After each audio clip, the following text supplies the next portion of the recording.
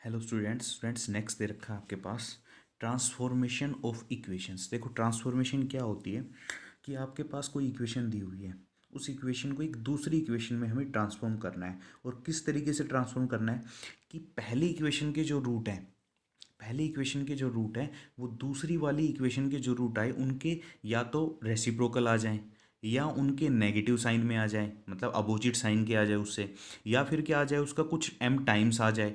तो आपको एक इक्वेशन से दूसरी इक्वेशन बनानी किस तरीके से कि जो पहली इक्वेशन के जो रूट हैं दूसरी इक्वेशन के जो रूट आए वो पहली वाली इक्वेशन के कुछ टाइम आए, या फिर कभी रेसिप्रोकल पूछ लेगा आपसे या कह देगा कि m टाइम्स निकालो या अपोजिट इन साइन बोल देगा। तो इस तरीके से आपको दूसरी इक्वेशन बनानी है, तो उसी को कहते हैं हम ट्रांसफॉर्मेशन ऑफ इक्वेशन। ट्रांसफॉर्म करनी है आपको एक इक्वेशन दूसरी इक्वेशन में। तो पहला देखो, पहला दे रखा है रूट विद साइन चेंज। हम करेंगे एक इक्वेशन को दूसरी इक्वेशन में ट्रांसफॉर्म करेंगे, और जो दूसरी इक्वेशन बनेगी उसके रूट जो पहली वाली इक्वेशन होगी वो मैग्नीट्यूड में तो इक्वल होंगे लेकिन साइन में क्या होंगे, अपोजिट होंगे। तो पहला बोल रहा है तो transform an equation into another whose root shall be equal in magnitude but opposite in sign to those of the given equation. कह रहा है कि जो इक्वेशन बनेगी वो क्या बनेगी आपके पास कि उसके जो रूट्स हों वो इक्वल इन मैग्नीट्यूड हों लेकिन साइन में क्या हों, अपोजिट हों। तो मान लिया मैंने पहले जो गिवन इक्वेशन उसके एन रूट्स एग्जिस्ट करते हैं। Let alpha one alpha two alpha three alpha n be the roots of given equation. F X आपके पास दे रखी है, एफ एक्स दे रखी है ए नोट एक्स की power n, a one x की power n minus one, a two x की power n minus two and so on a n minus one x plus a n equal to zero. इसको मान लिया मैंने equation number one. हमें क्या find करना है, हमें एक ऐसी इक्वेशन बनानी है जिसके रूट आए minus alpha one minus alpha two minus alpha three minus alpha n, मतलब जो गिवन इक्वेशन है उसके नेगेटिव अपोजिट साइन के रूट आए। तो क्या है आपके पास, it is required to find an equation whose roots are the same as those of one. With sign change we required an equation whose roots are minus alpha 1 minus alpha 2 minus alpha 3 and minus of alpha n। तो हम मान लेते हैं कि जो नई equation बनेगी वो y में बना लेते हैं। यहाँ वेरिएबल x है, हम नई इक्वेशन जो बनाते हैं वो बनाते हैं y में। तो the new equation is in y, then the functional relation between the roots of the equation is. तो जो रूट्स ऑफ द इक्वेशन के बीच में जो फंक्शनल रिलेशन होगी वो क्या होगी भाई, यहाँ पे आपके पास अगर x, जब x में वेरिएबल था तो आपके रूट्स आ रहे थे अल्फा वन अल्फा टू। अब आपको वेरिएबल y में चाहिए लेकिन रूट्स आने चाहिए minus of alpha one minus of alpha two. तो हम क्या करेंगे, y को पुट कर देंगे कितना, माइनस ऑफ x। तो y को माइनस ऑफ एक्स पुट करेंगे तो यहाँ से x किसके बराबर हो गया, माइनस ऑफ वाई के बराबर। माइनस ऑफ वाई एक्स की जगह इस इक्वेशन नंबर वन में पुट कर देंगे। पुट करते ही आपके पास ये इक्वेशन बन गई। इस इक्वेशन को बनाएंगे, सोल्व करेंगे तो क्या है, देखो ए नोट माइनस वन की पावर एन इंटू वाई की power n, a one minus one की power n minus one into y की पावर एन माइनस वन। भाई माइनस जो है वो बाहर रखते चलेंगे क्योंकि हमें वेरिएबल वाई में बनाना है ना, माइनस वाई में नहीं बनाना। तो ए नोट माइनस वन की पावर एन बाहर निकाला तो वाई की पावर एन एंड सोन, ये इक्वेशन बन गई। Since n can be even as well as odd, ये एन इवन भी हो सकता है और एन ओड भी हो सकता है। तो we can not conclude regarding the sign of minus one की power n and minus one की पावर एन माइनस वन। इनके बारे में कुछ कंक्लूड नहीं करेंगे। हम क्या बोलेंगे, we multiply throughout by minus one की पावर एन वी हैव। हम इस पूरी को ही क्या मल्टीप्लाई कर देंगे, माइनस वन की पावर एन से मल्टीप्लाई करते ही ये बन गया माइनस वन की पावर टू एन।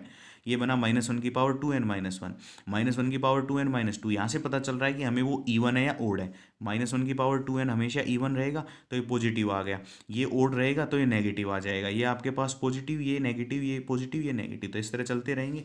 तो आपके पास गिवन इक्वेशन क्या आ गई, इक्वेशन के जैसे गिवन इक्वेशन की हमने तो गिवन इक्वेशन आ गई आपके पास ए नोट वाई की पावर एन, जो रिक्वायर्ड इक्वेशन है वो ए नोट वाई की power n minus a one y की power n minus one plus a two y की power n minus two and so on, ये equation बन गई। तो ये जो इक्वेशन बन गई ये ऐसी इक्वेशन बन गई जिसके रूट्स क्या है, पहली वाली इक्वेशन के नेगेटिव में।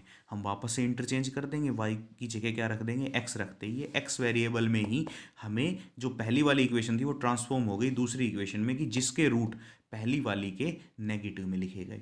तो नेगेटिव में जब भी पूछे आपसे कि अगर कोई इक्वेशन दे रखी और कहे कि इस इक्वेशन के नेगेटिव रूट्स वाली इक्वेशन बनाओ, तो आप क्या करोगे कि एक्स की जगह माइनस ऑफ वाई पुट कर दोगे और उसको कर दोगे सोल्व।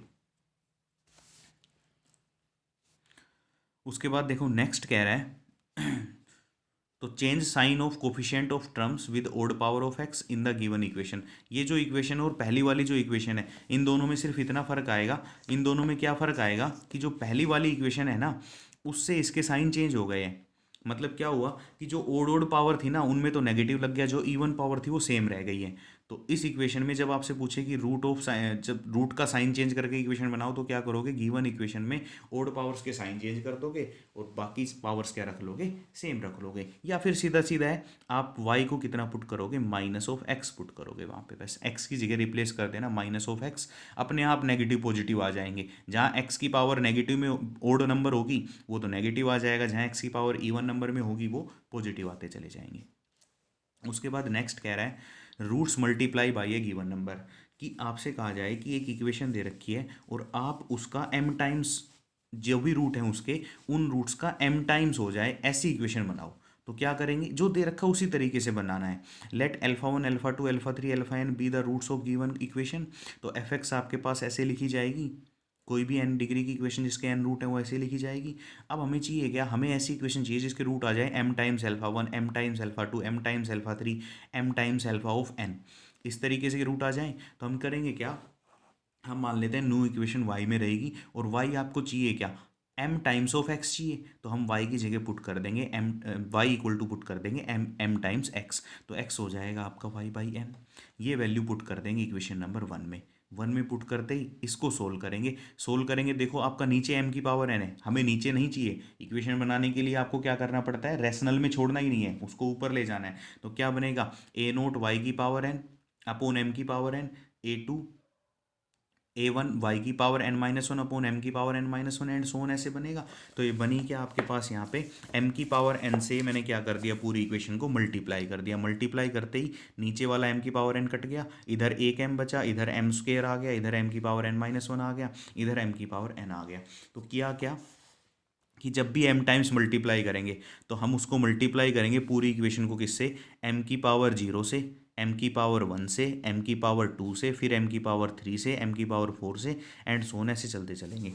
तो आपके पास जो रिक्वायर्ड इक्वेशन आई वो कैसे आई, जो गिवन इक्वेशन थी उससे अगर मैं इसको कंपैरिजन करूँ तो क्या आया कि जो गिवन इक्वेशन थी उसको मैंने क्या किया, m की पावर 0 से मल्टीप्लाई किया 1 से, फिर m की पावर 1 से मल्टीप्लाई कर दिया, इधर m की पावर 2 से मल्टीप्लाई किया, इधर m की पावर n माइनस वन, और लास्ट वाली जो कांस्टेंट टर्म थी आपके पास उसको मल्टीप्लाई किया m की पावर n से। तो ये सारे आपके पास आ गए रूट। ऐसी इक्वेशन बन गई जिसके रूट क्या है, m times alpha 1 m times alpha 2 m times alpha 3 m times alpha n।